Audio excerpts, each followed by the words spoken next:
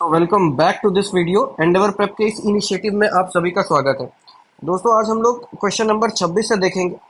इसका दो part release हो चुका है, ये तीसरा पार्ट है। और तीसरे पार्ट की बात करें तो आपको फिर से क्या सीखने को मिलेगा, तो एलिमिनेशन टेक्निक सीखने को मिलेगी। एक बार आप एलिमिनेशन सीख गए तो वो परमानेंटली आप सीख गए। ठीक है, वो चीज आपके अंदर इनग्रेंड हो जाती है। दूसरा आपको क्या सीखने को मिलेगा, आपको थीम देखने को मिलेगा कि किस थीम से क्वेश्चन पूछ रहा है। क्योंकि अभी फिर चेयरमैन का बयान आया है, बीपीएससी का पैटर्न जो 70वीं बीपीएससी होगी होगा उसका जो पैटर्न होगा वो चेंज देखने को मिलेगा। ठीक है, तो इस बात को आप समझने की कोशिश करो कि बीपीएससी का जब पैटर्न चेंज हो रहा है तो चेंज होने का क्या मतलब है कि पहला जो पैटर्न था उस पर क्वेश्चन नहीं आएगा, तो क्वेश्चन किसके पैटर्न पर आएगा। तो भाई वो कुछ भी हो सकता है, वो यूपीपीसीएस हो सकता है, वो जेपीएससी हो सकता है, वो कोई भी अदर एग्जाम हो सकता है जो कहीं ना कहीं यूपीएससी के तरफ टिल्ट हो। ध्यान रखना, ध्यान रखना, मोटिवेशन यहां से लिया जा सकता है और उस क्वेश्चन को इस लाइन पे, यूपीएससी के लाइन पे फ्रेम करवाने का सोचा जा सकता है। तो इसीलिए हम लोग इन सारी चीजों को देख रहे हैं कि क्वेश्चन पैटर्न कैसा भी वो बदल दे, वो कुछ भी कर दे, लेकिन ध्यान रखना, जो थीम होगी वो कभी नहीं बदलेगी। थीम वही रहेगी, वहीं से क्वेश्चन आएगा। तो कम टाइम में सटीक तरीके से अगर आपको तैयारी करनी है तो आप थीम बेसिस पर तैयारी करो। अगर आप 70 थीम पढ़ रहे हो, लेट सपोज किसी भी सब्जेक्ट में 150 थीम है, 150 थीम नहीं पढ़ के जाया जाता, फेल हो जाओगे फिर उसमें। आपको इसमें से 90 थीम को एनालाइज करना है। ठीक है, जिस इस 90 थीम में से 70% क्वेश्चन आपके आ जाएंगे। यही गेम हो गया, है ना। क्योंकि कट ऑफ 70% इन केस यहां से चले जाता है। ये जो गेम जो मैं आपको बता रहा हूँ 150 वाला, और यही जो 70% क्वेश्चन यहां से आ गया, आपका गेम यहां से हो गया। उसके बाद जो बचता है वो आपका करंट अफेयर वाला पार्ट बचता है, जो सबके लिए एक जैसा होता है। यूपीएससी वाला जो गेम है वो यही है, 50% के आसपास कट ऑफ जाती है। पॉसिबल ही नहीं आप 100% पढ़ के चले जाओ, दिस इज नॉट पॉसिबल। ये तभी पॉसिबल है जब आप बहुत दिन, एक साल से तैयारी कर, उनके लिए है। ये वीडियो रिवीजन के पर्पज से बनाया गया है, इसलिए यहाँ पर इस तरह की बातें की जा रही है। ठीक है, जो हमारे साथ पहले से जुड़े हुए हैं उनके लिए ये सारी चीजें नहीं है। ठीक है, वो जैसे तैयारी कर रहे हैं वैसे ही तैयारी करें, और इंशाल्लाह लिखेंगे मेंस वेंस, वो भी मेंस लिखेंगे, रैंक लेकर के आएंगे। तो अब यहाँ पर देखो क्या है, 26वें क्वेश्चन पर हम लोग देखते हैं। The constitution of India has became the longest one. ठीक है, यहाँ पर हमने ऑलरेडी यहाँ तक ये सारे क्वेश्चन हमने देख रखे थे। मैंने आपको बताया भी था कि इसमें से इस तरह के क्वेश्चन आ सकते हैं, आने के चांसेस है, क्योंकि कई उससे आ रहे हैं। तो अभी देखो यहाँ पर क्वेश्चन क्या है, जो constitution of India has become the longest one. अब फिर से आपको क्या करना है, थीम की तरफ जाना है। ठीक है, आपको थीम की तरफ जाना है। तो constitution of India has become the longest one. अब क्या ये सही है? हाँ, ये सही है, ये सही है। The chapter of fundamental rights has been borrowed, the chapter of fundamental right has been borrowed from the model of American constitution. जिसने दूसरा वीडियो देखा होगा, मैं ये नहीं बोल रहा जिसने पढ़ाई करी होगी, जिसने लक्ष्मीकांत पढ़ा होगा, बस मैं ये बोल रहा हूँ कि इसके पहले वाला क्वेश्चन आंसर सीरीज का दूसरा वीडियो देखा होगा तो आप इस क्वेश्चन को भी मारोगे। फंडामेंटल राइट अमेरिका से लिया गया है, भारत का संविधान बड़ा है। ठीक है, लेकिन क्या फंडामेंटल राइट के आने के वजह से भारत का संविधान बड़ा हो गया है? तो नहीं, वो सीन नहीं है, वो केस नहीं है, इसलिए यहाँ पर आंसर बी हो जाएगा। अब आप बताओ, क्या आपको ये कॉन्सेप्चुअल क्वेश्चन नहीं लग रहा है? खुद सोच के बताना। ठीक है, दिमाग किसी का मत सुनो, आप किसी की मत सुनो, आप मेरी भी मत सुनो, लेकिन आप खुद दिमाग लगा करके बताओ कि जो टीचर हल्ला कर करके बोल रहे हैं कि ये बेकार हो गया, वो बेकार हो गया, सब बेकार हो गया, क्या क्या वाकई ये आपको कॉन्सेप्चुअल क्वेश्चन नहीं लग रहा है? आप किसी भी टीचर का किसी भी मटेरियल को पढ़ो, ठीक है, जो ये कह रहे हैं कि हम नए पैटर्न पर क्वेश्चन उसको लेकर के आए हैं, उसमें आपको ऐसे क्वेश्चन दिखेंगे असर्शन रीजन के। आपको अगर असर्शन रीजन के क्वेश्चन नहीं आपको दिख रहा है तो इस तरह के लॉजिकल क्वेश्चन आपको दिखेंगे। ये नहीं दिख रहा है तो बुक बेकार है। अगर ये दोनों नहीं दिख रहा है तो बुक बेकार है। आप X magazine, Y X institute, Y institute, Z institute, आप जिसका भी फॉलो कर रहे हो, किसी भी टाइप का डाउट है आप खुल के हमसे पूछ सकते हो, है ना। यहाँ पर मेंटरशिप है, यहाँ पर रेस्ट्रिक्शन नहीं है। अगर वो बुक अच्छी होगी तो हम कभी ये नहीं बोलेंगे कि आप हमसे पढ़ो, हम यही बोलेंगे कि वहां से पढ़ो। ठीक है, और हम ये जरूर बोलेंगे कि उस किताब को बेहतर तरीके से कैसे पढ़ो। इसका रीजन ये है, हमने किया है, हमने ऐसे किया है, बेहतर तरीके से इसको ऐसे पढ़ा जा सकता है। आपको अच्छा लग रहा है तो ठीक, नहीं अच्छा लग रहा तो बताओ क्यों नहीं लग रहा, हम उस पर भी काम करेंगे। फिर भी आपको अच्छा नहीं लग रहा तो फिर आपकी जैसी मर्जी, है ना। ये वाला इंस्टीट्यूट है, ये वो वाला ट्रेडिशनल इंस्टीट्यूट नहीं है ये। उसके बाद the concept of fundamental rights are incorporated, ठीक है, इन द इंडियन कॉन्स्टिट्यूशन। अभी तो देखा 26 नंबर क्वेश्चन, यही तो देखा ये वाला, ये यही तो देखा, समझ रहे हो? तो यहाँ पर ये सारी बातें, ये सारी चीजें यहाँ पर है। उसके बाद देखो यहाँ पर क्या है, आइडिया ऑफ फंडामेंटल राइट्स, यही देख रहे हैं, यही सारी चीजें हम देखे जा रहे हैं, देख रहे हैं। और आंसर बार बार अमेरिका ही आ रहा है। अब यहाँ पर क्या है, nominated deputy chairman of the constituent assembly, ठीक है, यहाँ पर डिप्टी चेयरमैन के बारे में पूछ दिया। देखो ये जो क्वेश्चन है ना, इस टाइप के क्वेश्चन नहीं आएंगे, और अगर आएंगे तो ये मैटर नहीं करेंगे, ठीक है। अगर ये क्वेश्चन आते हैं तो ये मैटर नहीं करेंगे। Rare of the rarest case में, मतलब rare of the rarest chance है कि इस टाइप के क्वेश्चन आए। तो इस बात का थोड़ा सा ध्यान रखना, क्योंकि सिलेक्शन तो वही लेकर के जाएगा जो कॉन्सेप्चुअल पढ़ा होगा। अगर प्रीलिम्स की बात करें तो प्रीलिम्स भी वही पास करेगा जो कॉन्सेप्चुअल पढ़ा होगा, मेंस भी वही पास करेगा जिसने कॉन्सेप्चुअल प्लस थियोरेटिकल दोनों पढ़ा होगा, है ना। और एक बात और, थोड़ा सा मतलब एक कैलकुलेशन है मेरी, अब उस कैलकुलेशन पर ध्यान थोड़ा सा देना। ध्यान ये देना है कि यूपीएससी बहुत ही अनप्रडिक्टेबल एग्जाम है। यूपीएससी का पेपर इजी नहीं था, ठीक है, जो भी पेपर हुआ वो इजी नहीं था। हाँ, 2023 के मुकाबले वो थोड़ा सा प्रेडिक्टेबल था। 2023 के मुकाबले में वो इजी नहीं था, वो प्रेडिक्टेबल था, जिस वजह से लोगों को लग रहा है कि इजी है। फैक्ट घुस घुस के पूछा है उसमें, ठीक है ना। लक्ष्मीकांत वर्ड बाय वर्ड रटी होगी तब जाकर के सॉल्व होगा क्वेश्चन, ऐसे क्वेश्चन सॉल्व नहीं होगा। समझ रहे हो ना, यूपीएससी की बात कर रहा हूं मैं।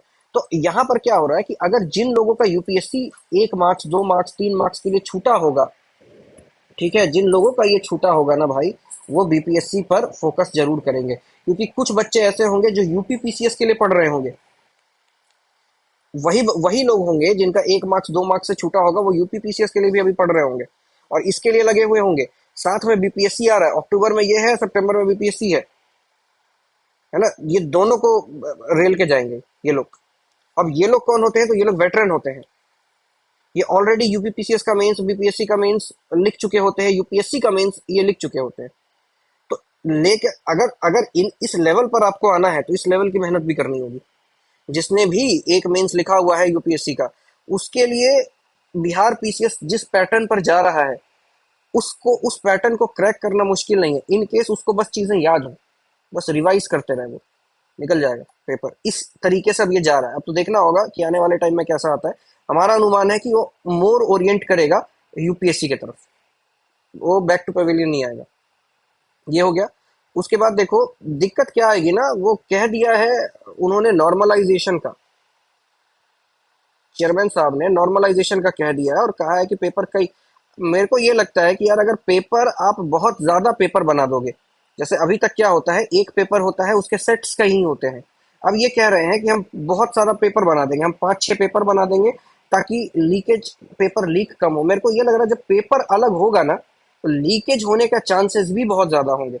जहां जहां लीक करवाना, आपके सामने 4 रखा जाएगा और एक बोल दिया जाए, एक अलग कर करके बोल दिया जाएगा कि बस 4 ही है और चारों बाट, और जो जहां लीकेज वाली सुविधा होगी वहां पर वो 5वां पेपर खोल दिया जाएगा।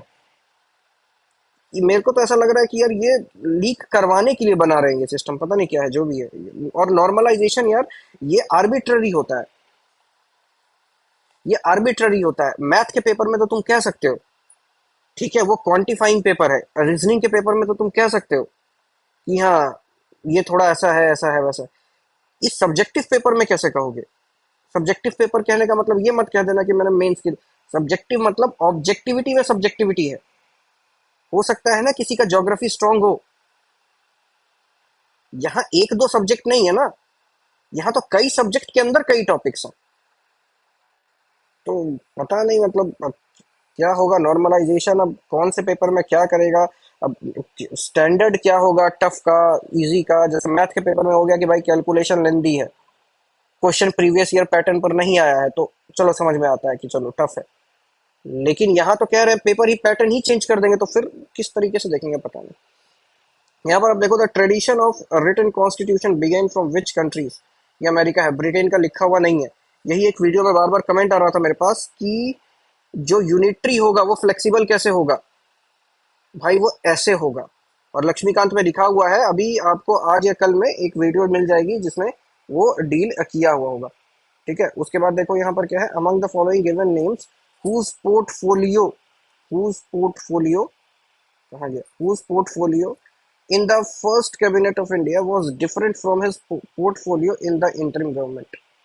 ये क्वेश्चन फैक्चुअल है, पर ये यार ये थोड़ा सा देख लेना, देख करके जाना ये, है ना, ये देख करके जाना, ये क्वेश्चन पूछा जा सकता है। तो ये कहाँ है, तो सरदार, सॉरी, ये सरदार बलदेव सिंह आंसर नहीं है इनका, सरदार बलदेव सिंह का सेम था, इनका सेम था, जगजीवन राम का, जगजीवन राम का आपका सेम था। आंसर होगा इसका CH बाबा। ठीक है, तो यहाँ पर आप ध्यान से थोड़ा सा, उसके बाद ये संविधान के आर्टिकल पर इन्होंने क्वेश्चन ये बना दिया है।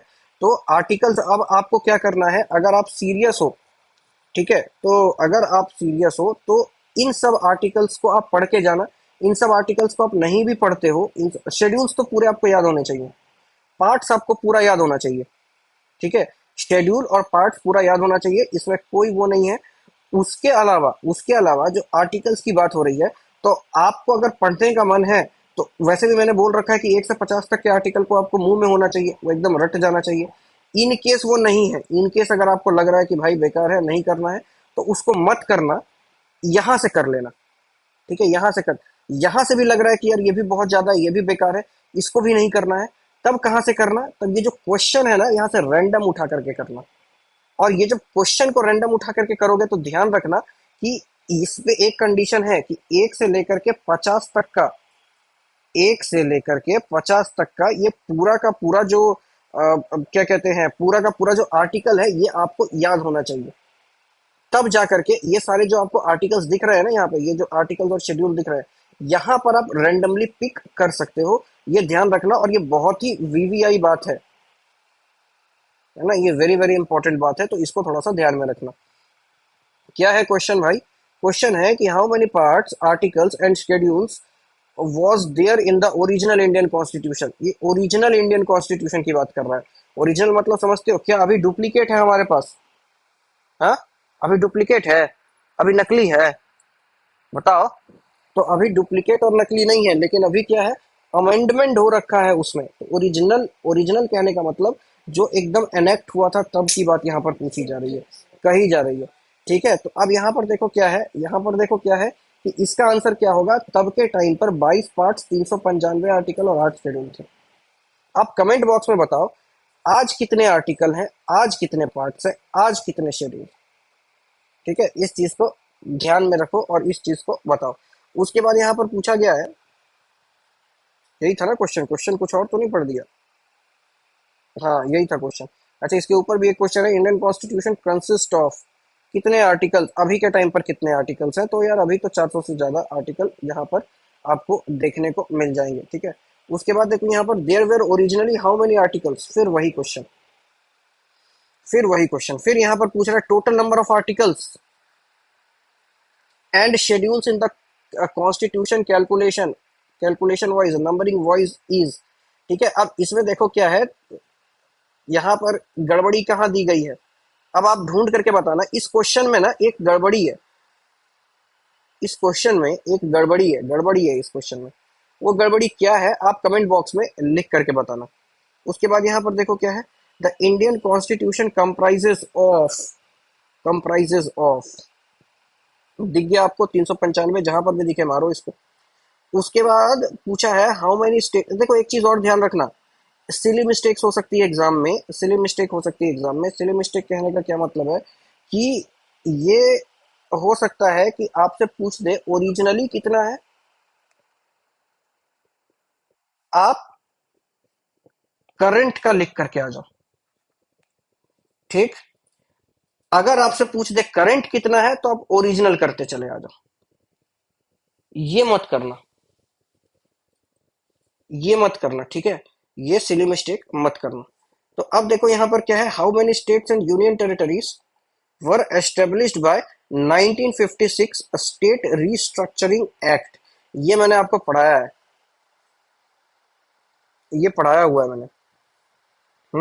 आंसर इसका 14/6 आएगा, और जा करके वीडियो देख लेना। वो वीडियो अभी भी यूट्यूब पे पड़ी होगी, और आज के डेट के पहले की होगी। ठीक है, ये होगा यहाँ पर। अब शेड्यूल की बात कर रहा है, अभी कितने आ रहे हैं, तो हमारा यहाँ पर है ही ऑब्वियसली। उसके बाद अगले क्वेश्चन पे चलते हैं। जो अगला क्वेश्चन है वो हमारा वो पूछ रहा है इंडियन कॉन्स्टिट्यूशन है, ठीक है। तो यहाँ पर कितने शेड्यूल्स हैं, तो ये 12 शेड्यूल्स हैं। एक काम करते हैं, 12 शेड्यूल्स को देख ही लेते हैं। तो जब 12 शेड्यूल्स को यहाँ पर हम देखेंगे तो समवेयर ये कहाँ पे, हाँ यहाँ पर। तो इसको याद करने का जो तरीका होगा, जो इसको याद करने का जो इसको जो याद करने का जो टेक्निक है, ठीक है। तो टेक्निक क्या है बेसिकली, टेक्निक इसकी ये है, टीयर्स ऑफ ओल्ड पीएम वाली बात यहाँ पर आपको देखने को मिलेगी। मतलब TEARS ऑफ ओल्ड पीएम, है ना। अब यहाँ पर देखो कैसे कैसे क्या है।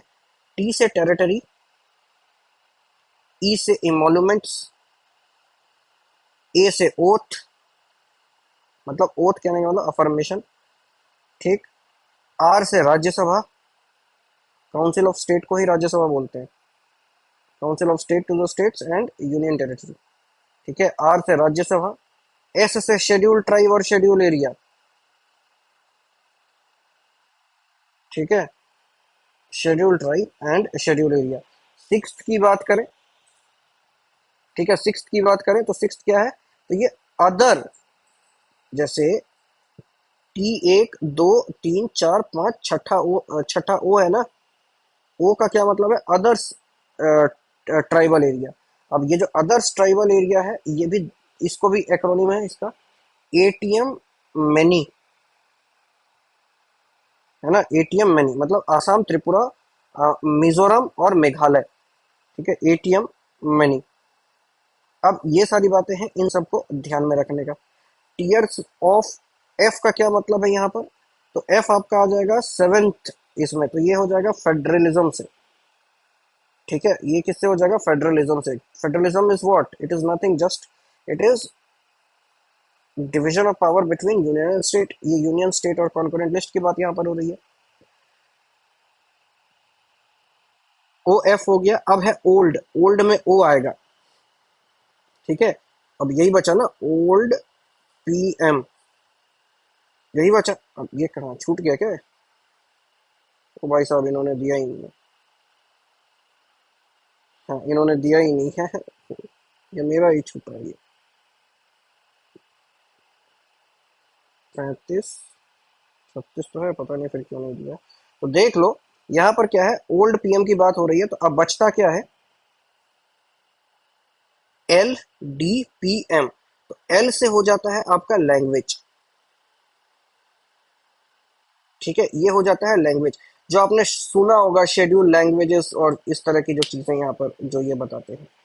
उसके बाद क्या है, डी से क्या मतलब है, तो डिफेक्शन, जो नेताओं के डिफेक्शन आप देखते हो, ठीक है, डिस्क्वालिफिकेशन, डिफेक्शन, डिफेक्शन की बात कर रहे हैं, 10वां है ये। 11वां क्या है आपका, पंचायती राज, ठीक है। 12वां क्या है आपका, तो म्यूनिसिपैलिटी, है ना, क्या है, म्यूनिसिपैलिटी। तो ये सारी बातें, ये सब चीजें आपको देखनी। अच्छा यहाँ दिया हुआ दिया हुआ है, ठीक है ना, यहाँ पर ये सारी चीजें दी हुई है। नाइन्थ तो आपको पता ही है, फंडामेंटल राइट में हम लोग डिस्कस कर रहे हैं। नाइन्थ अभी छोड़ दिया शायद मैंने, हाँ, तो नाइन्थ तो हम लोग पता ही है आपको, फंडामेंटल राइट में हम लोग डिस्कस कर रहे हैं। तो नाइन्थ शेड्यूल क्या है कि इसके अंदर अगर कोई भी एक्ट घुसता है तो उसके अंदर पहले बोला गया था जुडिशियल रिव्यू नहीं होगा, लेकिन बाद में जुडिशियल रिव्यू देने की बात की गई। और ये पहले अमेंडमेंट एक्ट 1951 से ये बना था, तो इस चीज को आप याद रख लेना। ये ओ से होगा, ओ का मतलब फंडामेंटल राइट वाले चैप्टर में मैंने आपको दिखाया था, अदर प्रोविजन है, ठीक है। तो ये सारी चीजें, इन सबको आप ध्यान से देखना। उसके बाद पार्ट भी है, तो पार्ट आप भी एक्रोनिम्स बना करके याद कर सकते हो। चाहते हो मैं बताऊं इस तरीके से टीयर्स ऑफ ओल्ड पीएम की तरह, तो कमेंट बॉक्स में कमेंट करो, कमेंट करोगे तो बताऊंगा, वैसे नहीं बताऊंगा। तो यहाँ पर ये है। अब देखो यहाँ पर क्या आ जाता है, ये हो गया। 9वें क्वेश्चन पर आते हैं। 9वां क्वेश्चन क्या कह रहा है कि कंसिडर द फॉलोइंग स्टेटमेंट। अब यहाँ पर the constitution of India has 20 parts, ठीक है, कॉन्स्टिट्यूशन ऑफ इंडिया के पास 20 पार्ट है, पता नहीं। There are 390 articles in the constitution of India in all. 395 तो पहले ही देख रखा था, जैसे ही 395 नहीं है खटा, सी आंसर है ना, सी आंसर खटक ये गया। तो ये सारी चीजें हैं, ये सारी बातें हैं।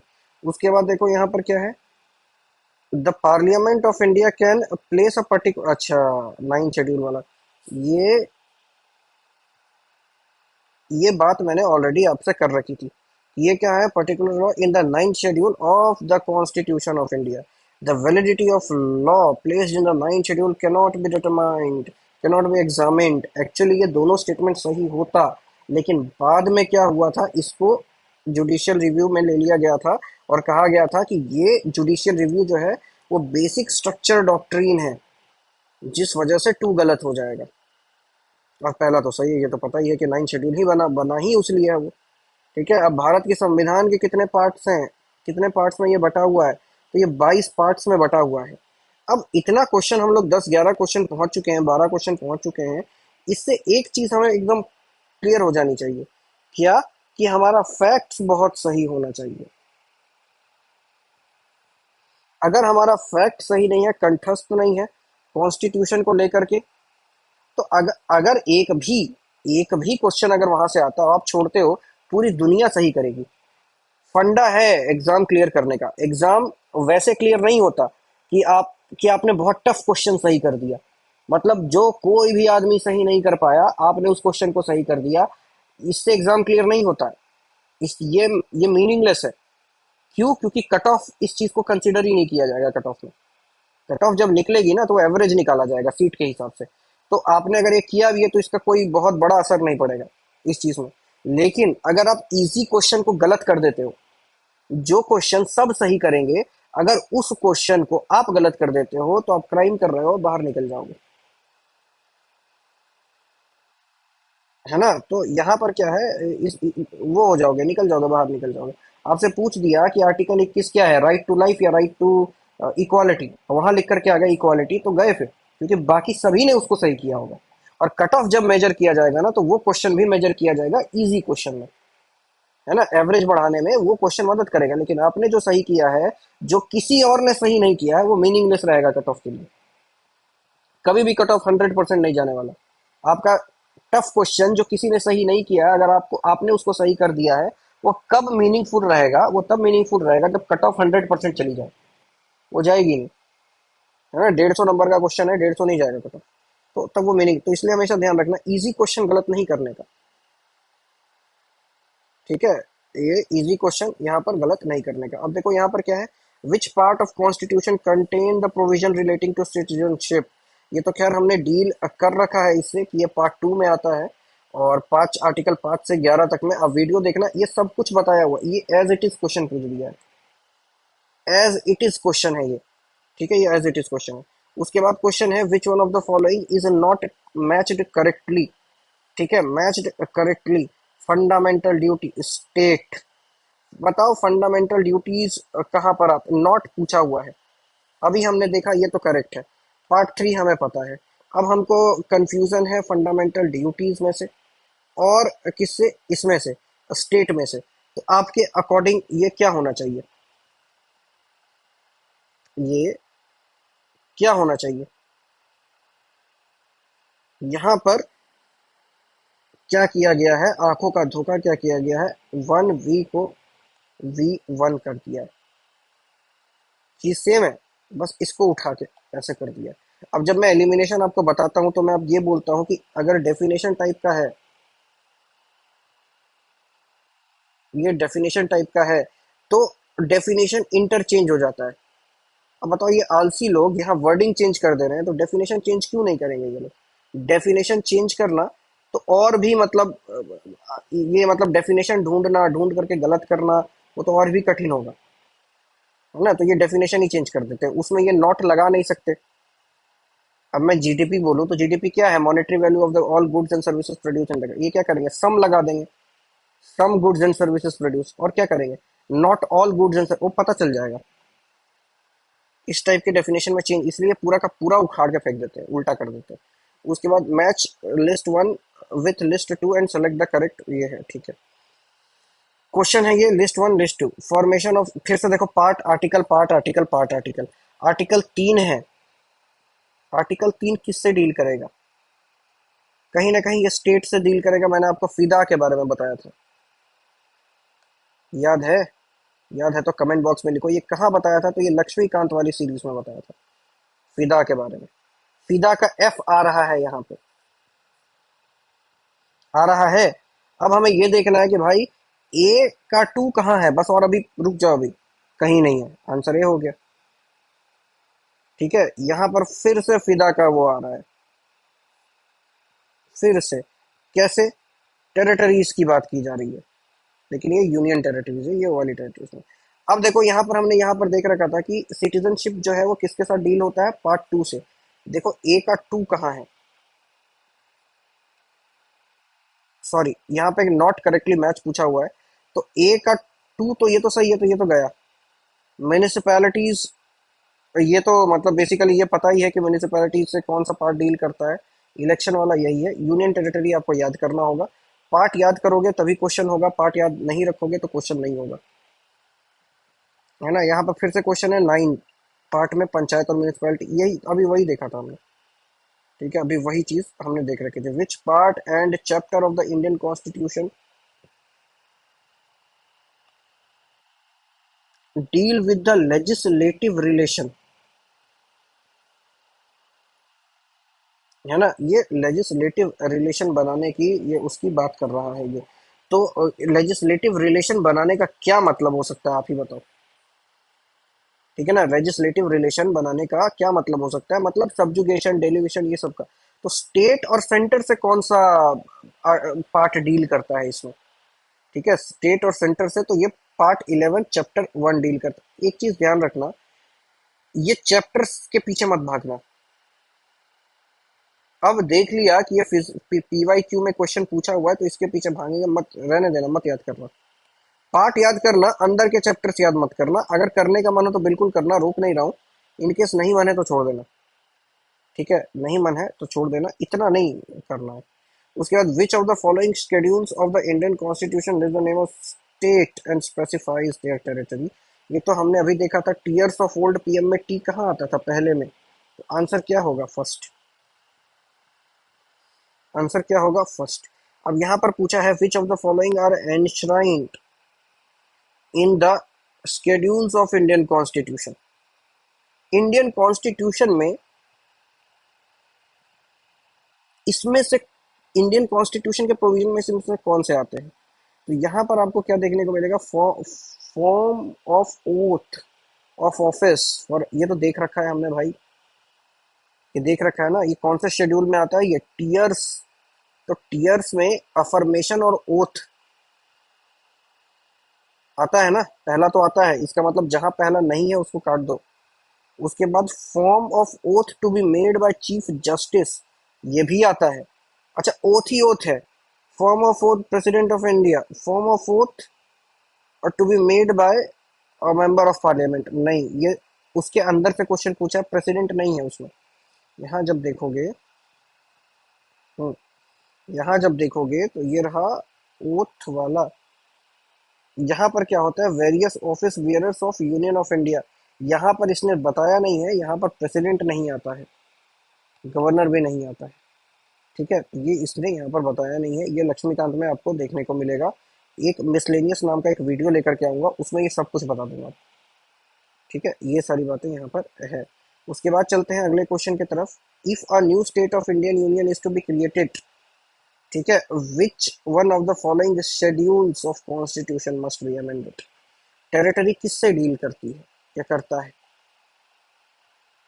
टेरिटरी किससे डील करती है, ये करता है। तो यहाँ पर फर्स्ट का ये आ जाएगा।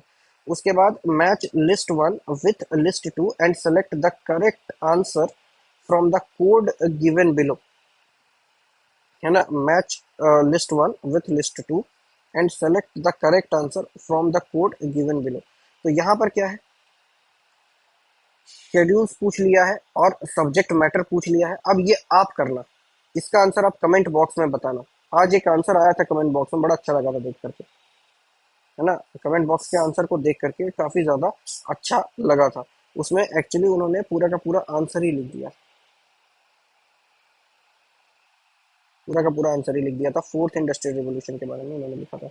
एक्चुअली क्या होता है ना, जब पुराने वीडियो पे कमेंट करते हो तो मेरे पास नोटिफिकेशन नहीं आती, मेरे को टैग कर दिया करो वहाँ पे, यूजर नेम लिख दिया करो, या फिर नए वीडियो में जो नया वीडियो रहेगा ना, या जहां पर मैंने कमेंट किया होगा उसके रिप्लाई में कमेंट डाल दिया करना वहां पे। उसके बाद यह क्या है, ये वही है। उसके बाद under under which schedule of the constitution of India can be transfer, ठीक है, अंडर विच शेड्यूल।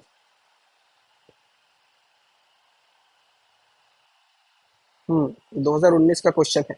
अब ये क्वेश्चन क्यों नहीं पूछ सकता है, कैसे कह सकते हो घटना चक्र फालतू है ना, कैसे कह सकते हो।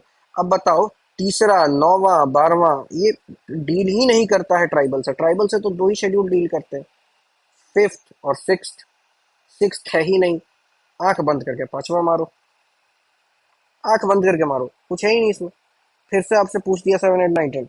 अब 7 8 9 10 में लिखो TEARS ऑफ ओल्ड PM। ठीक है, तो अब यहाँ पर देखो, अब गिनो, 1 2 3 4 5 6 7, यहाँ से पूछ रहा है, फेडरल से पूछ रहा है। ठीक है ना, तो अब ए का आपको क्या लगता है कि ए का क्या होगा, यहाँ पे फेडरलिज्म कहाँ दिख रहा है, कहीं नहीं दिख रहा एक्सेप्ट दिस वन। ए का 3 होगा, जहां जहां ए का 3 है उसको रहने दो, बाकी काट दो, काट दो। बी का 1 है, सी, बी का 1 है, देखना नहीं है अभी हमें। डिफेक्शन डिफेमेशन कुछ डी का पता है, तो डिफेक्शन डिस्क्वालिफिकेशन कहाँ है, तो यहाँ है।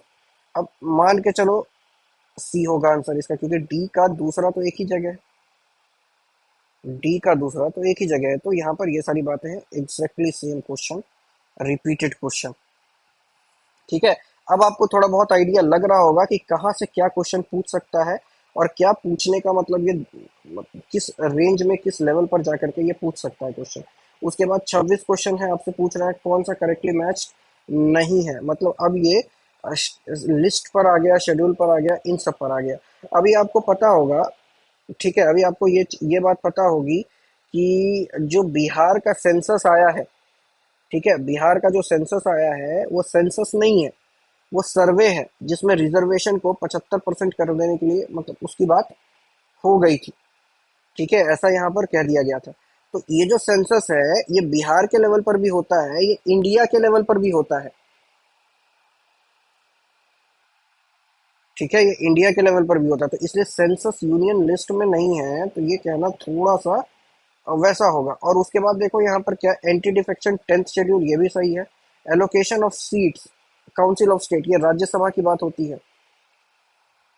ठीक है, आंसर सी होगा। थोड़ा सा ऊट पटांग टाइप का ये सवाल पूछा हुआ है, क्योंकि अगर सेंसस लिखा है यहाँ पर, ठीक है, तो यूनियन के साथ साथ स्टेट भी दे देता, या कंकरेंट दे देता। ठीक है, लेकिन इससे बहुत, इससे ज्यादा गलत ये है सेकंड शेड्यूल वाला, ये तो मतलब कहते हैं ना, छुच्छे गलत है ये पूरा। उसके बाद which of the language is not included in the 8th schedule of the constitution. Eighth, जो 8th शेड्यूल है वो क्या करता है, इंडियन कॉन्स्टिट्यूशन में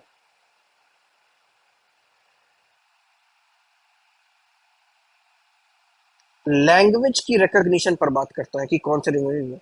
इसमें हिंदी, उर्दू, संस्कृत सब है, अंग्रेजी नहीं है, ध्यान रखना, अंग्रेजी नहीं है।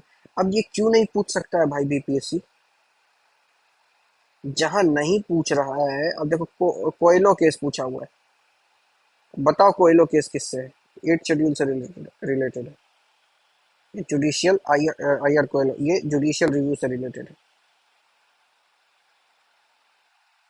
ठीक है, तो यहाँ पर जो है बात, सॉरी 8th शेड्यूल बोल रहा हूँ, ये 9th शेड्यूल से रिलेटेड है, जहाँ पर ये बोला गया था कि नहीं, जुडिशियल रिव्यू जो है वो ऐसा है कि बेसिक स्ट्रक्चर और डॉक्ट्रिन है, वो बेसिक स्ट्रक्चर को वो अपोज नहीं कर सकता। तो यहाँ पर वो गलती से हो गई, ये 9 का सी होगा, आयर कोयलो केस। तो यहाँ पर ये क्यों नहीं पूछ सकता है, बिल्कुल पूछ सकता है। उसके बाद कॉन्स्टिट्यूशनल प्रोटेक्शन अगर देना है लैंड रिफॉर्म को, तो वो किस में आएगा। अब बताओ प्रोटेक्शन कौन सा देता है।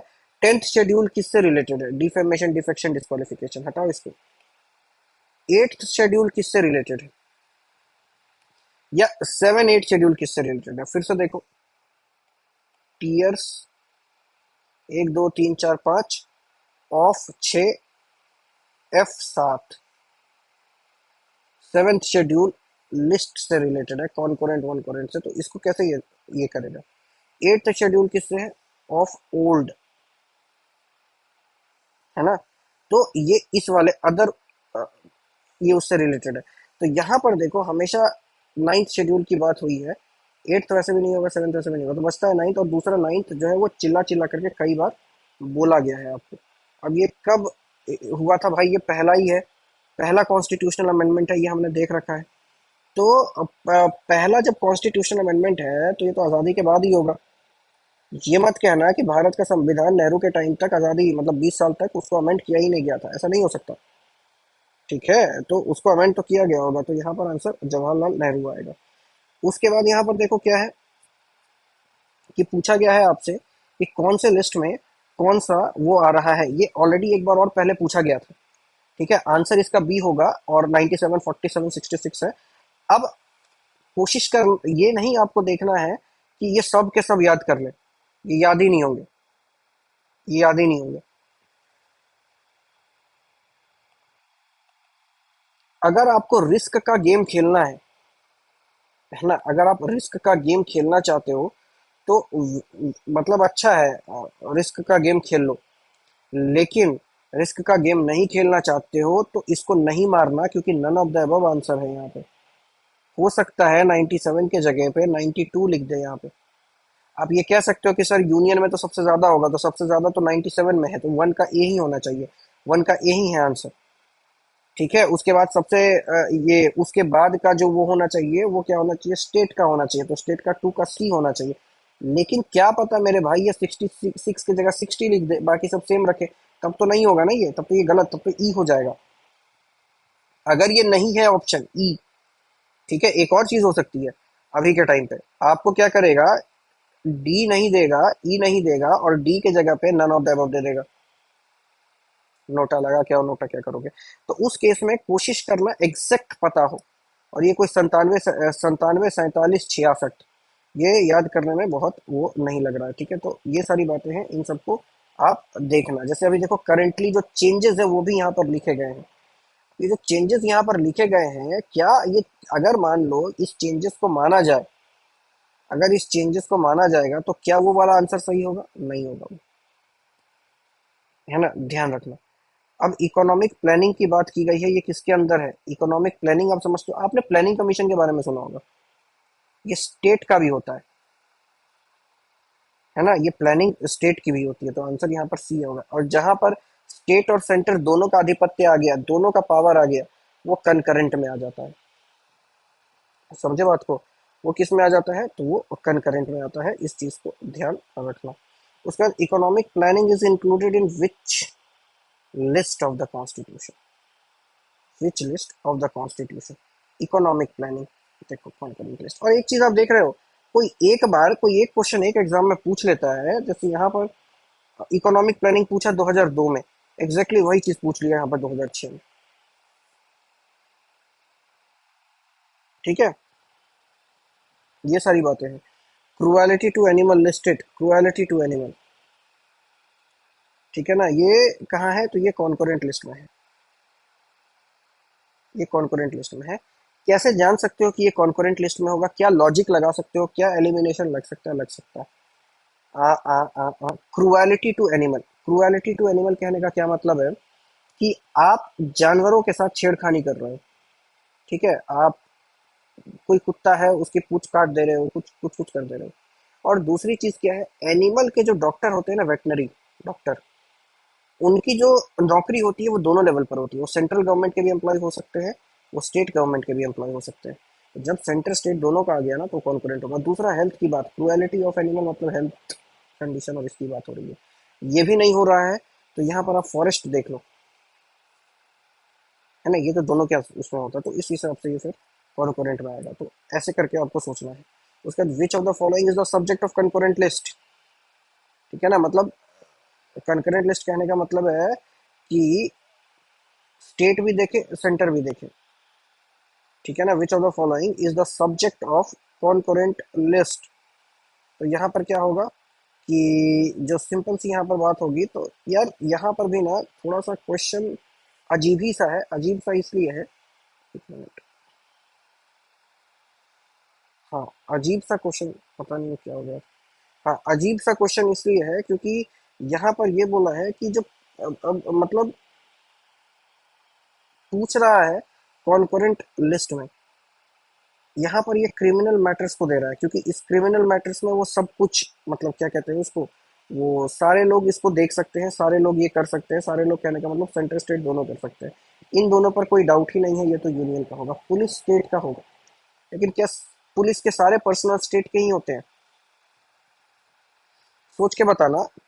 यहाँ पर एक्चुअली क्वेश्चन अजीब सा मैंने इसलिए बोला क्योंकि यहाँ पर पुलिस जो है वो सेंटर प्लस स्टेट दोनों के द्वारा कोऑर्डिनेट की जाती है। यूनियन टेरिटरी में क्या होता है, दिल्ली में क्या है, लेकिन फिर भी पुलिस स्टेट लिस्ट में है, क्यों? इसका आंसर कमेंट बॉक्स में देना।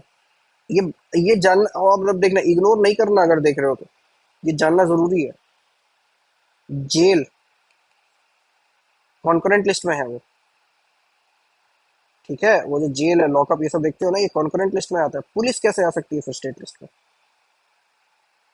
ये है, ये जाकर के चेक करना, ये कस्टडी ये सब ये कहाँ आता है, कॉन्करेंट लिस्ट में आता है ये सब। उसके बाद which of the following entry is subject to concurrent list.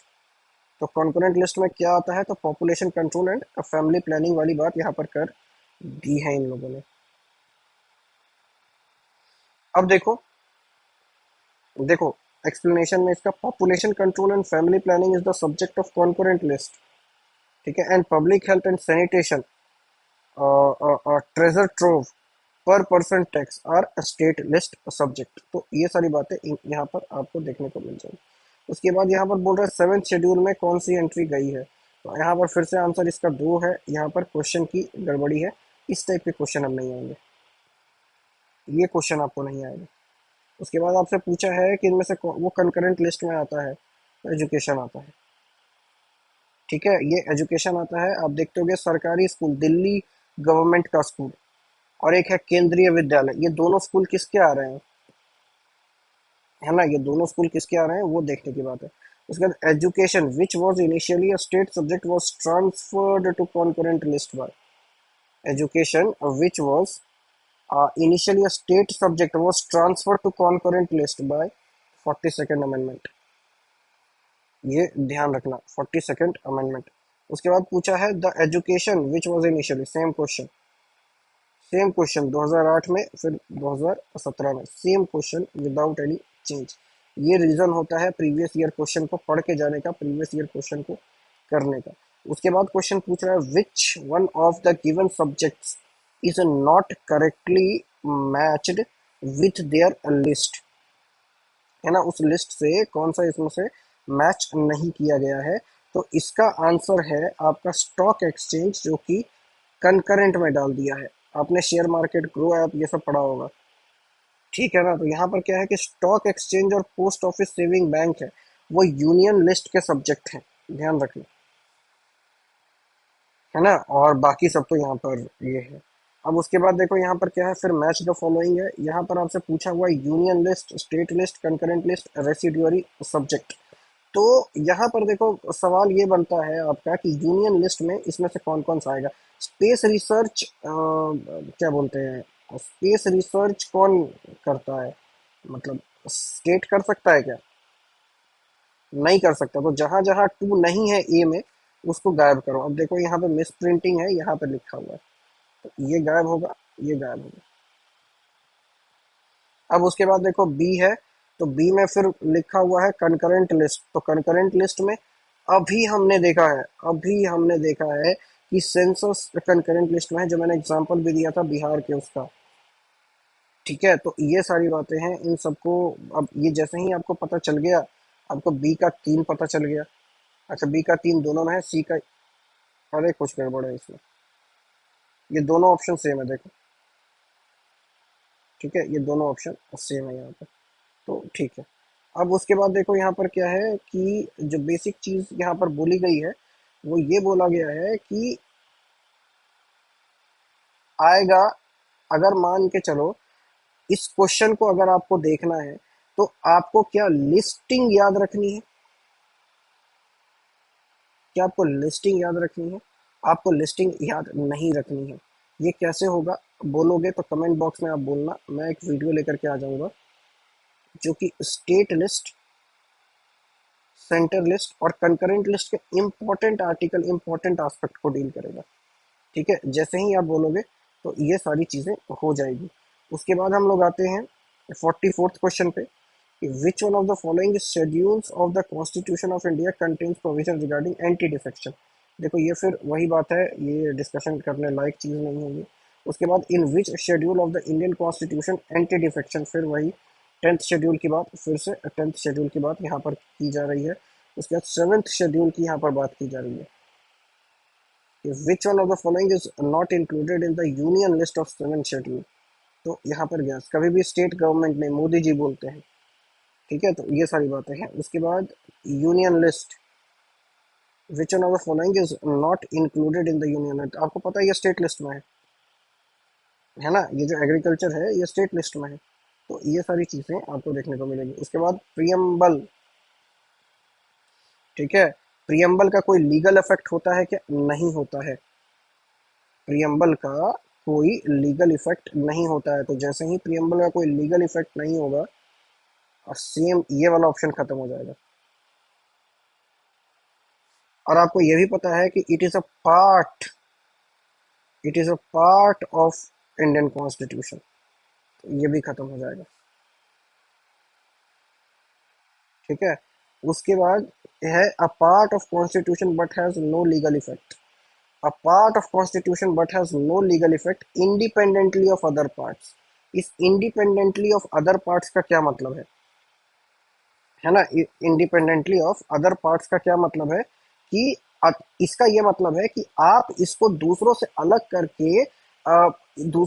करके लीगल इफेक्ट नहीं दे सकते हो। दूसरों से अलग करने का क्या मतलब है, जैसे मान लो आपका कोई फंडामेंटल राइट वायलेट हो रहा है, या लेट सपोज सरकार कोई ऐसा लॉ ला रही है, तो वो लॉ जो होगा वो प्रियम्बल से इन्फ्लुएंस्ड होगा, है ना। इसलिए यहाँ लिखा है no legal effect independently of others law. ये सारी बातें हैं यहाँ पे। क्वेश्चन नंबर 51 है which one of the following is included in the state list under 7th schedule of Indian constitution.